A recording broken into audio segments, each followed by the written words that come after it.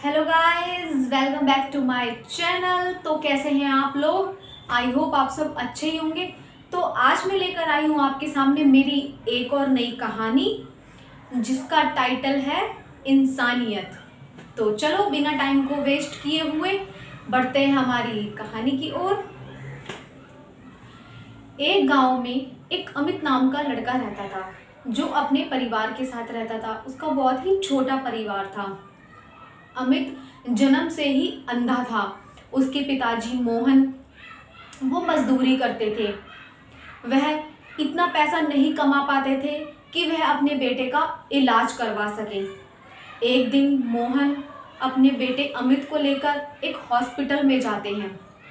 वहाँ डॉक्टर से उसकी आंखों का चेकअप करवाते हैं। जब डॉक्टर उसकी आंखों का चेकअप करता है तो बताता है कि इसकी रोशनी वापस तो आ जाएगी, लेकिन इसकी रोशनी वापस लाने के लिए इसके इलाज में बहुत सारा पैसा खर्च होगा।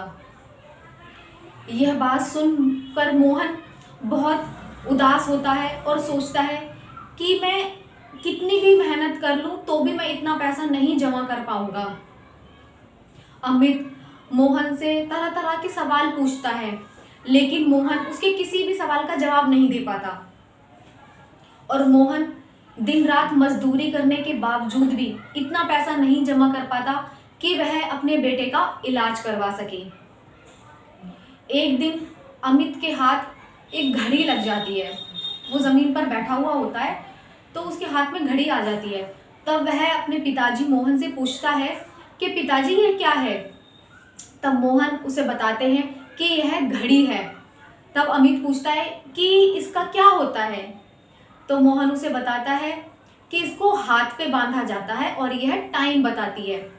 तब अमित पूछता है कि पिताजी ये टाइम कैसे बताती है।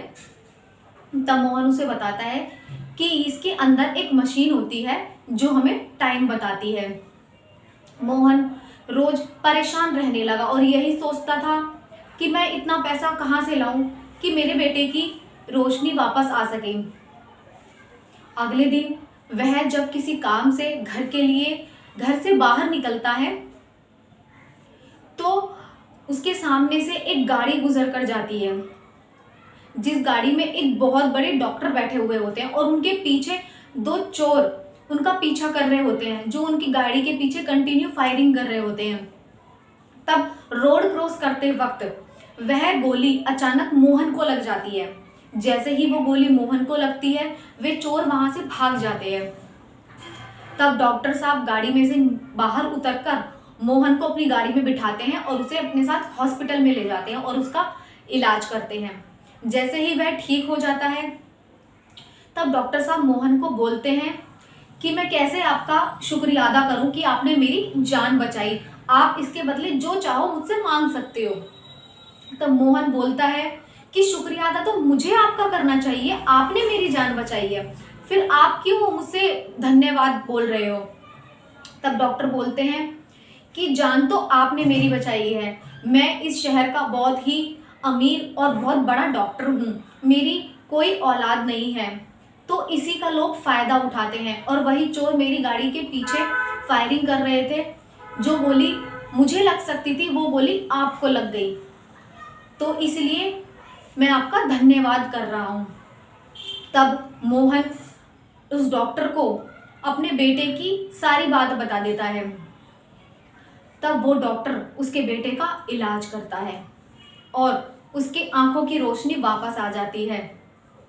अमित नए नए फूल देखता है, पेड़ देखता है, बादल देखता है, पानी देखता है, सब कुछ वह देखने लगता है। जहां लोग उसका मजाक उड़ाते थे आज वो उन्हीं लोगों को देख पा रहा था और उसकी खुशी का ठिकाना नहीं था। तभी दूर खड़े हुए डॉक्टर और मोहन अमित को खुश देख अंदर ही अंदर उनको भी खुशी मिल रही थी। तब डॉक्टर साहब मोहन को बोलते हैं कि जीवन में मैंने इतना पैसा कमाया, लेकिन उस पैसा कमाने के बाद मुझे इतनी खुशी कभी नहीं मिली जो आज मैं इस बच्चे के चेहरे पर चमक देख रहा हूँ।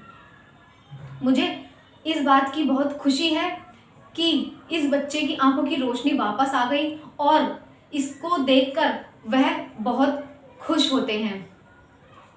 तो दोस्तों, हमें भी कहीं ना कहीं इंसानियत ज़रूर दिखानी चाहिए।